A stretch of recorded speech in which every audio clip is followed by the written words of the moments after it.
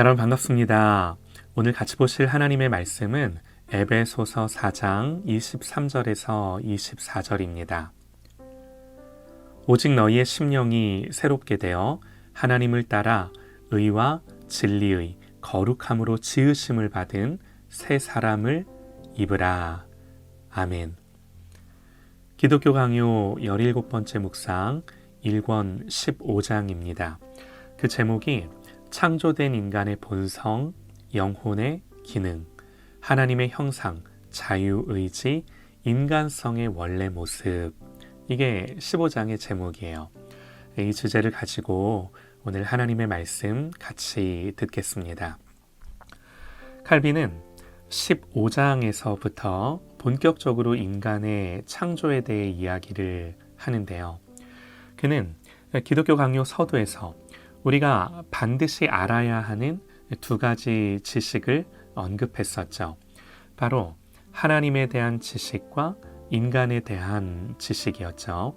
그리고 인간에 대한 지식도 크게 두 가지로 나눠서 생각해 볼 수 있는데요.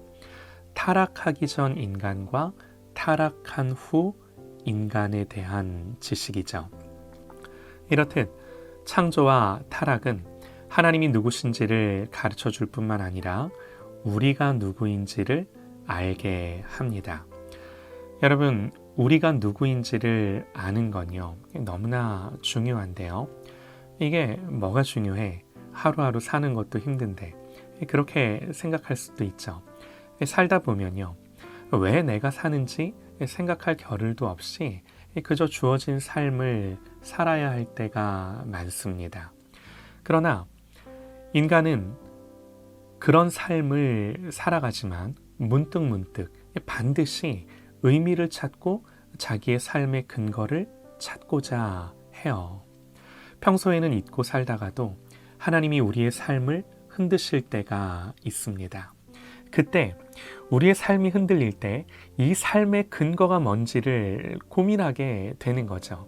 그때 세상에 대해, 인생에 대해 직면하는 거죠. 나라는 존재에 대해 직면하게 하시는 거죠. 여러분, 이때요, 눈을 감고 귀를 닫으면 안 돼요. 성경이 여기에 대해 답을 줘요. 내가 누구인지, 왜 나는 여기서 이러고 있는지, 어디로 가야 하는지. 예수님만 길과 진리와 생명이세요. 이 예수님을 만나지 못하면, 예수님을 모르면 절대로 살 수가 없어요. 이 주님을 꼭 만나실 수 있기를 간절히 소망합니다. 우리가 어떻게 지음받았는지를 알면, 우리가 왜 예수님 없이는 살 수가 없는지 이게 분명해지는데요. 칼빈은요, 우리가 어떻게 지음받았는지를 이야기하는데요. 가장 첫 번째는 우리는 흙으로 지음을 받았으면서도 동시에 영적인 존재로 지음을 받았다는 겁니다. 성경에 여호와 하나님이 땅의 흙으로 사람을 지으시고 생기를 그 코에 불어넣으시니 사람이 생명이 되니라 그럽니다. 이것이 성경의 선언이에요.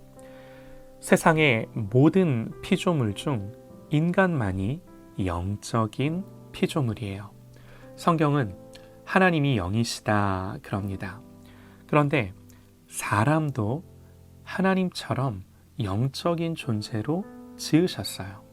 여러분, 이 말이 함축하는 의미가 무엇이겠습니까? 놀랍게도요, 인간은 하나님과의 인격적인 사귐과 교제가 가능하다는 거예요. 이게 우리의 가장 큰 영광일 뿐만 아니라 우리의 가장 큰 필요예요. 가장 큰 갈망이에요. 여러분, 우리가 영적이다라는 게 뭐예요? 이게요, 무당이 신접하듯 우리가 그렇게 하나님을 접하는 건가요? 전혀 아니에요. 골로새서 3장 10절입니다. 새 사람을 입었으니 이는 자기를 창조하신 이의 형상을 따라 지식에까지 새롭게 하심을 입은 자니라. 성경은 거듭난 하나님의 자녀에 대해 하나님의 형상을 따라 지식이 새로워진 사람이다 그럽니다. 그렇다라는 건요, 인간만이 진리를 알고 하나님을 알고 이 하나님에 대한 지식을 갖고 무지 속에 사는 것이 아니라 세상과 우주의 본질이 무엇인지를 알고 그 근원이신 하나님을 향하여 산다는 거예요. 하나님을 알고 하나님이 온 우주와 만물을 지으셨음을 알고 하나님이 우리에게 호흡과 삶을 주셨음을 알아 그 하나님을 알기에 하나님을 인격적으로 의존하여 산다는 거예요. 또 오늘 본문에서요, 오직 너희의 심령이 새롭게 되어 하나님을 따라 의와 진리의 거룩함으로 지으심을 받은 새 사람을 입으라. 너희의 심령이 새롭게 되어 의와 진리와 거룩함으로 지으심을 새롭게 받았으니 그 새 사람을 너희가 입으라 그러는 거예요. 하나님을 따라 의와 진리의 거룩함으로 지음받은 새 사람을 입으랍니다. 거듭난 하나님의 자녀에게는 그리스도로 말미암는 의로움이 있고요, 진리를 아는 거룩함, 구별됨이 있다는 거죠. 진리를 아는 지식, 의로움, 거룩함, 하나님이 인간의 영혼에 두신 당신의 형상이에요. 물론 죄로 인해 훼손되고 부패됐지만 원래 하나님이 우리를 지으신 우리의 본래적인 모습인 거죠. 여러분, 하나님의 형상이라는 건요, 이거 우리가 오해하지 말아야 하는 것이 하나님으로부터 유출된 어떤 신성이 아니에요. 하나님은 우리를 하나님으로 만들지 않았습니다.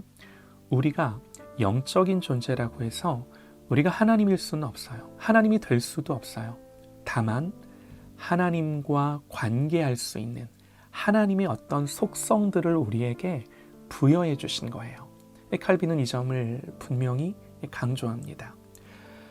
사랑하는 여러분, 우리가 우리의 존재를 무한한 시간 속에 저절로 생겨난 어떤 것으로 본다면 여기서 인생의 답이 나오나요?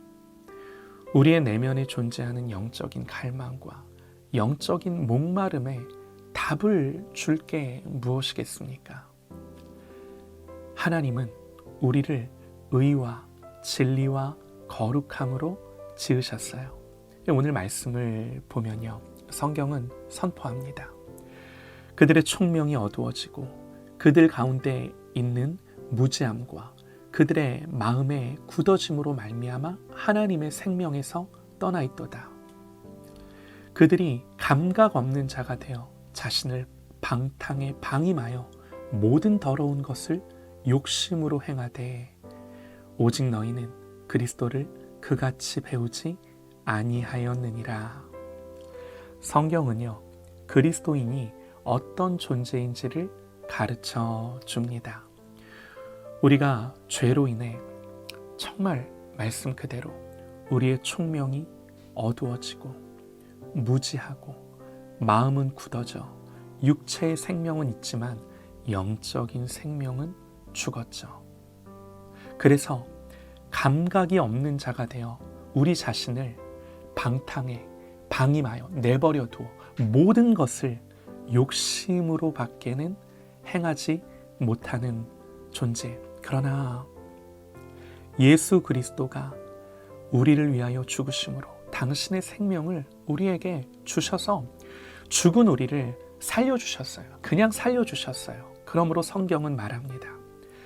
진리가 예수 안에 있는 것 같이 너희가 참으로 그에게서 듣고 또한 그 안에서 가르침을 받았을진대 너희는 유혹의 욕심을 따라 썩어져가는 구습을 따르는 옛사람을 벗어버리고 오직 너희의 심령이 새롭게 되어 하나님을 따라 의와 진리의 거룩함으로 지으심을 받은 새 사람을 입으라.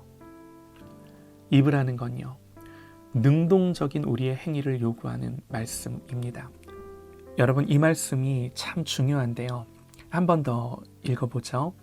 오직 너희의 심령이 새롭게 되어 하나님을 따라 의와 진리의 거룩함으로 지으심을 받은.